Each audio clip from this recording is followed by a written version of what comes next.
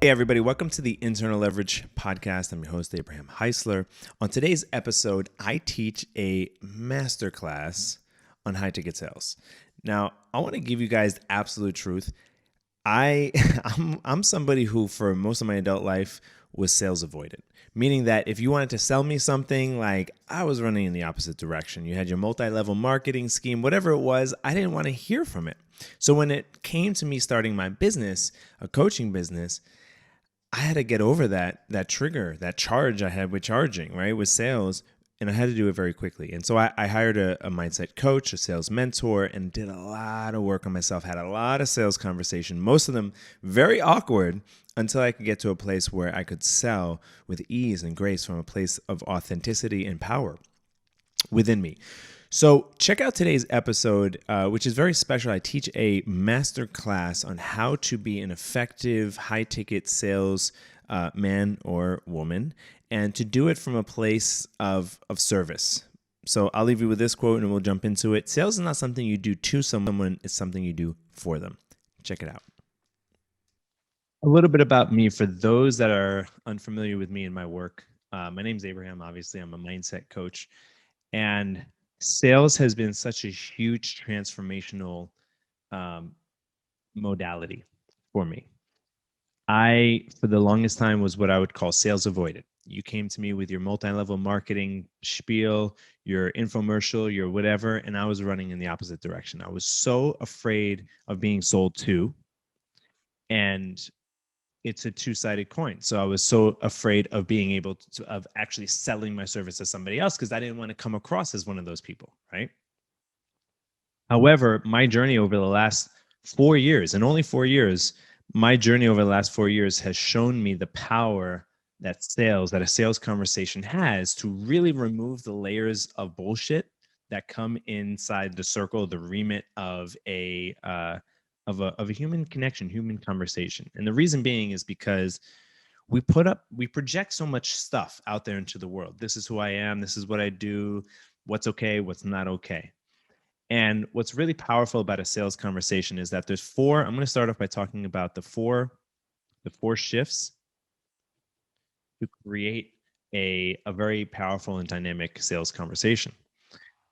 And what's really interesting to me is that these four shifts that we're going to get into in a second, they really clear up so much of human interaction and really strike at the heart of what's really true for people.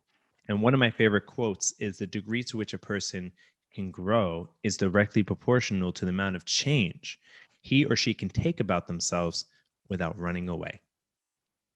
Okay, really powerful quote. So how much truth can you really take about yourself? I want you to just meditate on that, ruminate on that for a second. In the conscious community, me, myself, being a heart-centered entrepreneur, a conscious individual, I was afraid. I was afraid of a lot of truth. And so having a sales conversation being sold to was very confronting. And that's what I want to emphasize here. This is not even going into the four shifts, but the idea that a sales conversation is actually very empowering. It can be very empowering for the person selling and also for the person being sold to. Okay. It's a very empowering conversation, which is one of the four shifts. Okay. It's a very empowering conversation. It can be very empowering. Okay. It could also be very disempowering. Again, it's all about what are you putting into it? What mindset are you bringing to this conversation? And the reason why it's empowering is because it's very confronting. So if somebody is hiding behind the dysfunction that's happening in their life, their business, their finance, their relationship, their health, whatever it is that the service is addressing, if somebody is hiding, a sales conversation is supposed to be uncomfortable because it addresses that thing, right? That comfortability behind which we are hiding. We know there's some dysfunction happening, otherwise wouldn't be in a conversation with this person, right?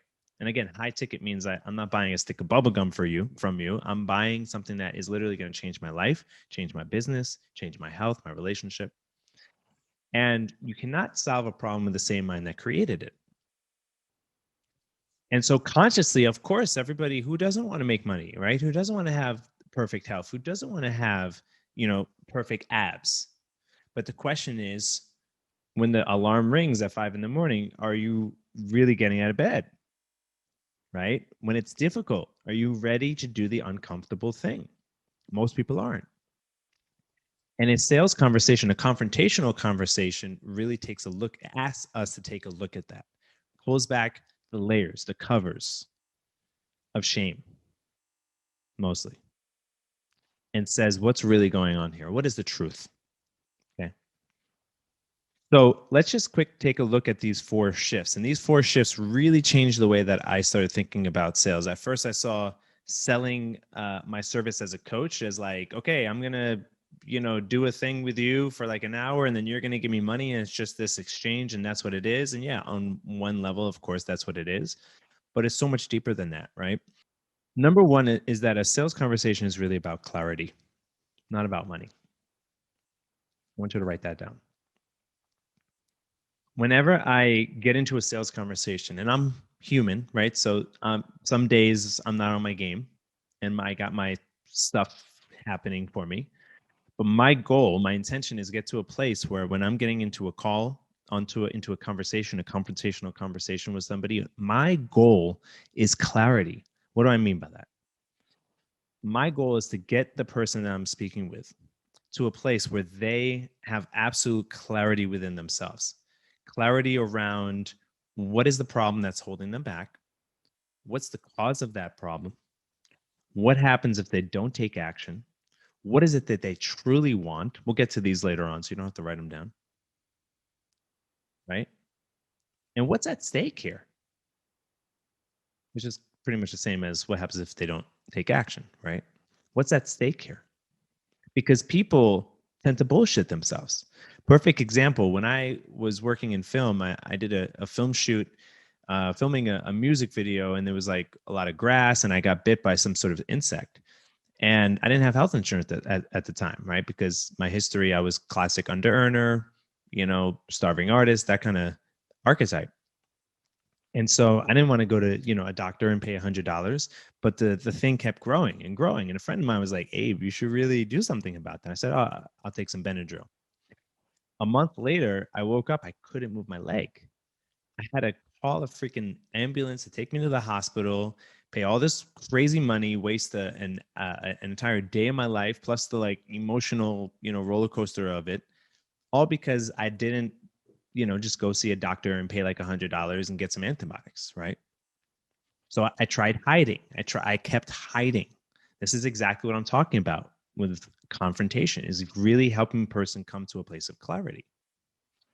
And if I'm in a call with somebody and they're absolutely clear that they don't want to work with me or that we're not a fit, like if it's coming from a place of clarity, I'm like, great, I'm really happy, right? Like, great, perfect. That's great, awesome.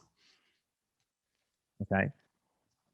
So number one is any high powered, high ticket sales conversation needs to be about clarity first and foremost. We keep it moving because of time. The next is about making a decision. Okay. Because once you're face to face with that clarity, it doesn't mean anything until you actually make a decision. And by decision, some people say, oh, well, decision is nothing without action. Yeah, of course. I'm talking about when you actually take an action, you've made a decision. Otherwise, you haven't made a decision. You can say, oh, yeah, I'm going to break up with this toxic partner of mine. But until you actually pack your bags, leave the house, spend a year like without answering the phone, you haven't actually made the decision. Oh, it's next week. Oh, next month. You haven't made the decision. So a high-powered sales conversation is really about helping somebody get clear first and foremost, and then stepping into a decision, stepping into an empowered decision, which is really the third shift here. It's about empowerment. It's not about, oh, am I going to take, the bus or the train to work in the morning? That's not a decision, right? That's a choice. Decision, the word decide, is Latin for cutting off. Side, CID, is the same as in suicide, homicide, genocide. It means to kill. It's a very aggressive word, right? So decision, decide, means to cut off all the other options, cut off all the branches that lead in other directions.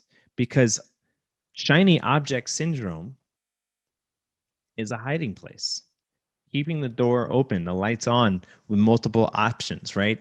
Hedging my bets, right? Maybe this thing, maybe that thing. I don't know. I'm going to try this. I'm going to try that. Like every time I speak to somebody and I'm like, how's your business going? They're like, oh, well, I'm going to try this thing for a little while and see how it goes. They haven't made a decision.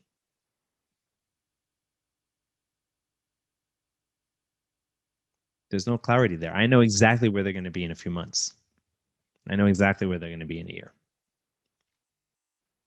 So getting clarity, making a decision, making sure it's an empowered decision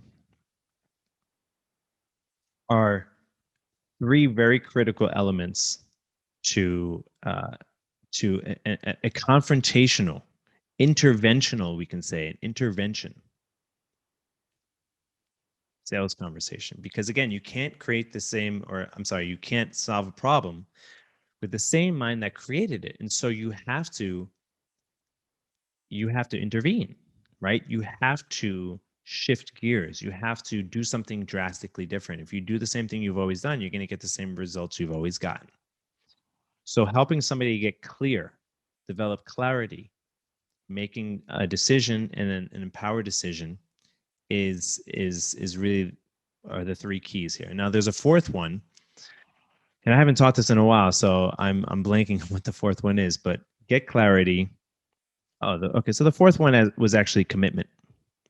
What is a commitment? Commitment is following through long after the mood you set the commitment in has worn off. So enrollment, action, you're absolutely right. It's about making a commitment. That's what putting a down payment, a deposit, whatever it is, right, is all about. It's like if you've heard me tell the story about when I was a kid and I wanted to learn how to play basketball and I give a kid $20 to teach me, he jumped up, grabbed a hold of a scaffolding, placed the $20 bill on top of it and said, now jump. Okay. So what I mean by that is that when you put money down to focus, to work on, to invest in yourself and work with somebody on your health, your wealth, your relationships, whatever it is, you're using money. It's like that money is working for you and it's holding you accountable because money is energy. It taps into, at the peak, it's like power, and at the base, it's security. Right? If we don't have money, we're screwed, right? We need it for security, right? And when we have a lot of money, it's like it generates more power and ability for us to do things, whether selfish or unselfish. So making a commitment, and that's really your job as a salesperson, is to bring somebody to a place of clarity where they make an empowered decision to commit to themselves. Say that one more time. Your job as a salesperson is to bring somebody to a place of clarity where they make an empowered decision to commit to themselves. So how do we do that? Like how does that happen? Okay? It doesn't happen on an intellectual level.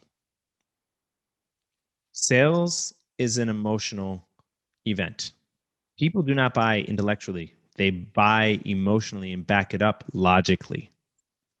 What I mean by that is that you, as a salesperson, you have to hold space for somebody to go through a journey within themselves, an emotional ride, if you will. Okay? Because nothing happens unless we get emotionally attached to something. Let's get woo-woo for a second. I always love to get woo-woo, right? If this is like a game show, it's like, okay, woo-woo corner, it's woo-woo time. Everything is vibrational. This entire universe is vibrational. We know this, right? My hand is not a solid thing. It's just a bunch of particles vibrating back and forth at a very high rate. Okay. Our emotions are vibrations. Okay. We feel things. We feel vibrationally. And this is common sense. Like, what'd you think of Dave? I got a bad vibe from Dave, right? Or she, I didn't get a good vibe from her, whatever. Like we know this.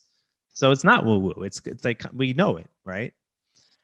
So when we are having an experience, for the experience to be something that is really life changing and powerful, it needs to affect us in an emotional way, emotional level. Now, we get this all the time. Like, think about a film that you saw that made you cry or laugh or think or whatever it is. It's moved you somewhere.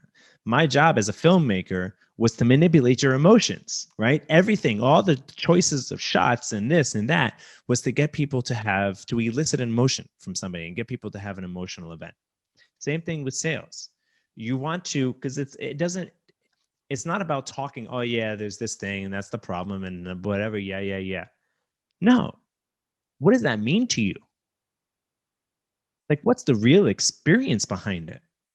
Because you can blah blah blah with anybody, but we're talking about like what's really going on, like underneath the surface. Like, what are you not willing to share with people? What's the thing that you don't want to like show, right? What's the emotion behind it? So when it comes to having an empowered sales conversation, it's really about facilitating an emotional journey. My sales process that I teach is called the journey method, which is the idea that you're supposed to take somebody on an emotional journey, but it's also about the hero's journey, which we don't have time to get into today. But it's really every Hollywood film is based on the concept of Joseph Campbell's hero's journey. A hero leaves their comfort zone, leaves the mundane world, goes into a very uncomfortable place where they have to confront the truth about themselves in order to grow, in order to gain empowerment. Okay, that's the hero's journey. Now, I'm not going to do an in-depth training on all the different steps of the journey. We don't have time for that today, but I will tell you that there are basic questions with any sales conversation that can elicit this journey from somebody, whatever field you're in. If you're selling a health service, a relationship service, or a financial service, the questions that I ask, these don't come from me, but they have served me, is what do you want?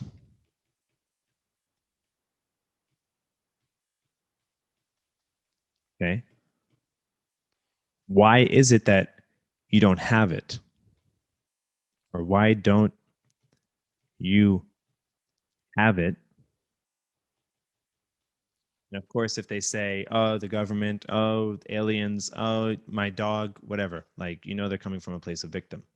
Okay.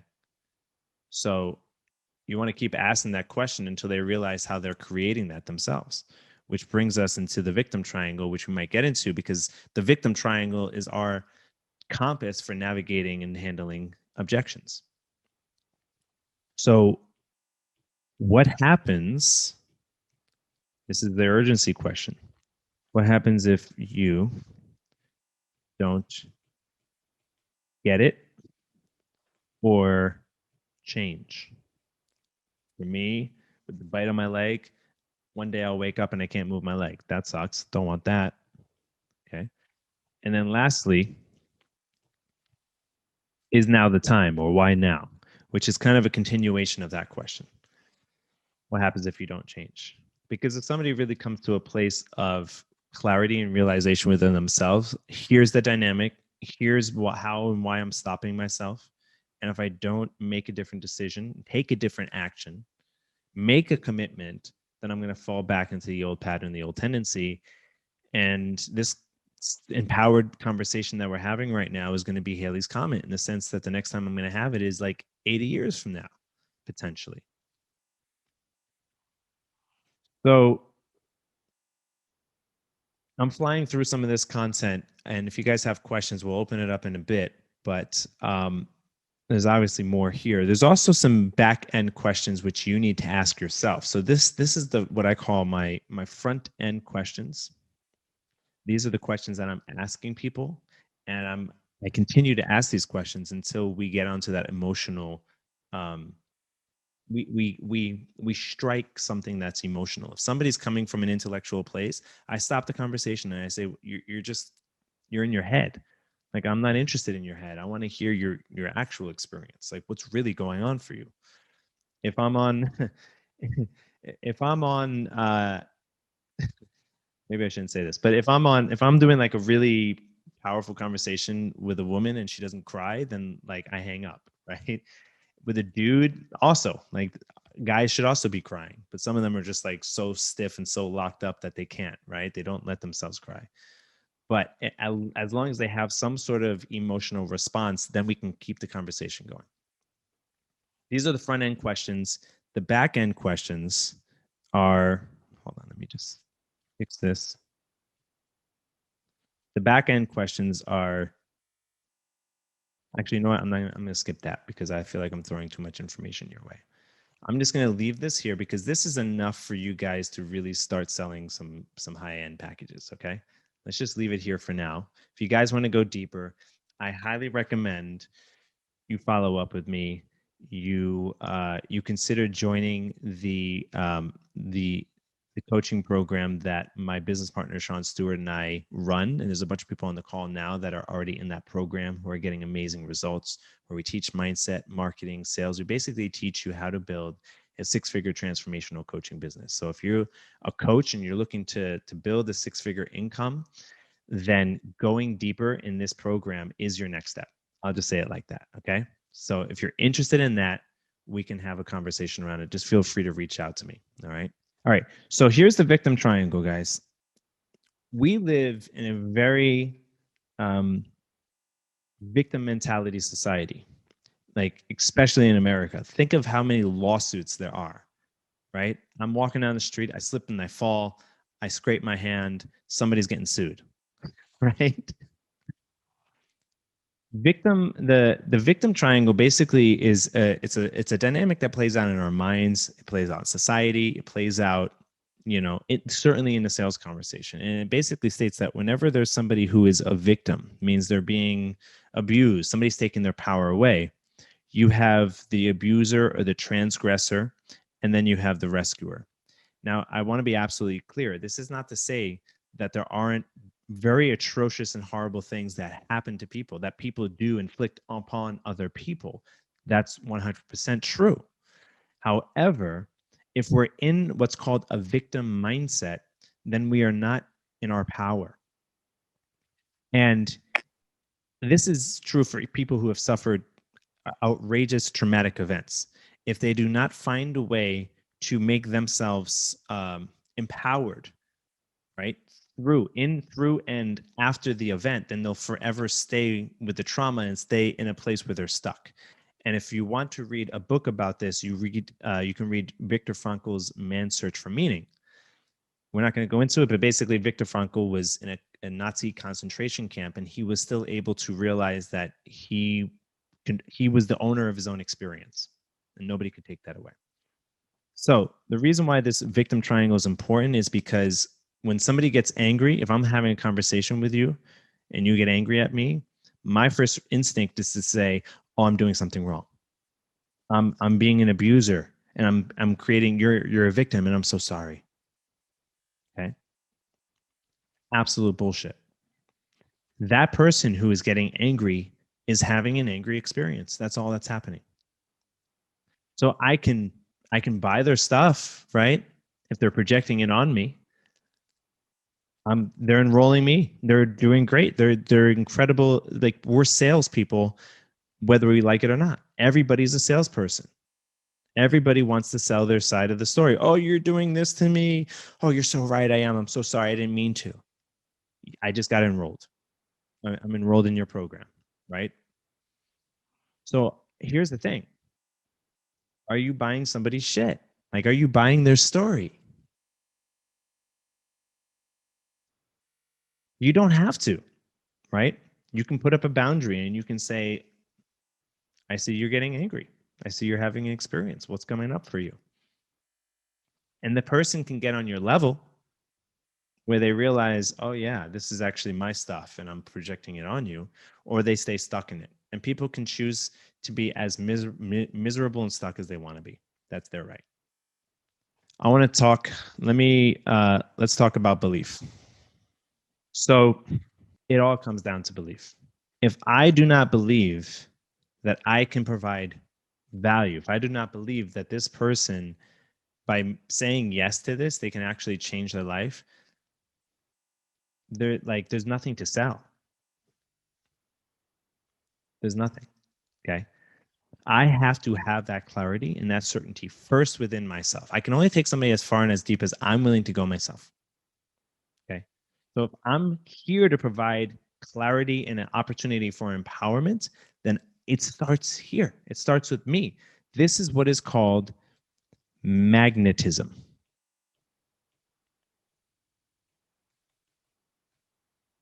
Law of magnetism. You have to polarize yourself first in order to attract others, in order to affect others. Okay. Magnetism, in a more esoteric word, is induction. Oh boy, that's misspelled.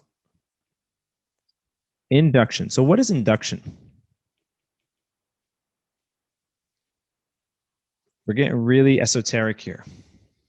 Induction is the idea that I can induce a state of awareness in somebody else. Hypnotists do this all the time. They induce a hypnotic trance, a hypnotic state. Okay. Induction. When you go see a movie, if I'm a filmmaker and I'm creating an experience for you, I'm creating a hypnotic state. This is what a film does. Let's demystify this whole like hypnosis thing. It's not like Svengali with a watch. It's anytime you get absorbed in something and you lose track of, oh, did I do the dishes, oh, did I you just like, you're present and you're focused and you're like in flow with something. It's because you're being induced by it. It's a good thing. My magnetism means that I can induce others. I have a magnetic quality, but that only comes from a sense of clarity. If I'm confused, if I'm in confusion, I cannot be magnetic. I want you guys to look for my stuff, whether on YouTube, my podcast, anywhere, but look for when I talk about the reverse Copernican shift. What that is, it's the ability to create confidence by basically shifting the way you think, shifting your thoughts in such a way that you solidify your confidence. And what that does is that instead of you having to run after other people and like do all this crazy crap, you come to a place of clarity and power within yourself that all of a sudden things start orbiting around you. People, places, opportunities start orbiting around you. This is what people call law of attraction, right? Magnetism. Magnets, they attract each other. We all have that ability, right? We all have uh, that potential, you can say, to conform to the law of magnetism in order to attract other people, in order to draw people into our field, into our orbit. Really powerful. The last thing I want to say here is that, so we have magnetism induction. We also have something called entrainment. And that is following this law as well of induction, which is basically like if you have multiple grandfather clocks in one room, this is an actual phenomenon. The one that has the most weight to it, and I'm not talking about like physical mass to it, but the one that has like the most power behind it, and that's like a whole sort of, I guess, physics equation, what defines that power. But the one that has the most power entrains the others, and that all the other clocks will fall in sync with the master clock. Okay. This also happens with women in dormitories. They all sync up and their periods happen around the same time. This is process of entrainment. Okay. And so it's important for us to understand this. And really the reason why I'm diving into this is because it's all about belief. If I don't have this belief, then I can't entrain others. This is in sales speak, this is called certainty. A sales conversation is all about transferring certainty from one person to another. And whenever there's an objection, it's because there's only one objection, and the objection is I'm not certain. I'm either not certain that the product works, I'm not certain about you as a salesperson, I'm not certain like that I trust you, I'm not certain about the business model or whatever it is. I'm not certain. I don't have that certainty. Imagine the difference between Bank of America saying, okay, we'll hold your money. And whenever you want to come and get it, I'll give it back to you. Versus like some dude off the street, like, yeah, I got your money. Yeah. I got it. Just give it. I'll give it back. Right. I'm not certain the second guy will. I'm pretty sure Bank of America will. Although if there's a crisis, if there's this, it's very possible they won't. Like nothing's really certain. Right. But this level of certainty has me say, yeah, these people, or yeah, this thing, or yeah, that, yeah, this. Yeah, we make our decisions based on certainty. So our job in a sales conversation, again, clarity, empowerment, decision, commitment. But really what's happening throughout all of that is we're conveying and transferring a level of certainty about what it is that we have to offer. So we have to first do the work on ourselves. And if we're not certain about what we're offering, we have to ask ourselves why. Like, is there some mindset stuff, some I'm not good enough stuff that I need to eliminate? Right? I need to like do some journaling. I need to do some hypnotherapy. I need to work with Abraham and get my mindset to that point that it's like, it's not me selling this thing, it's the universe selling it through me, right? Like that powerful cosmic clarity. That's what we all want. It reminds me of the time that before my grandmother passed away, we did, myself and like 20 friends of mine, meditation in her house because I was living with my grandmother at the time. And while we were meditating, she was just observing us. And at the end, she said, you know, when you guys were meditating, I had this experience that reminded me of when I used to paint as a younger person. I would paint, and every once in a while, I would have an experience that I'm not the one painting, but rather the universe is painting through me. And so, again, woo woo warning, when we're coaching, this is mostly for coaches, but a sales conversation is a coaching conversation. Essentially, you're coaching people to a place of to get to a place of clarity, certainty. When we're coaching, the most powerful coaching is not coming from us. It's not coming from the ego or the prefrontal cortex. It's coming from a much deeper place. It's coming from a place of absolute surrender where it's not me coaching you or selling you. It's this powerful universe, this unified field experience that's happening through the both of us. We're co-creating it. There's no victims, no abusers, no rescuers, just a co-created experience. And that's all that's happening here. If you can do that, if you can nail that, if you can get to the place where you can surrender and let go and open up to this powerful force moving through you, selling your $5,000 or $100,000 or $500,000 program or package or whatever it is, that is the goal.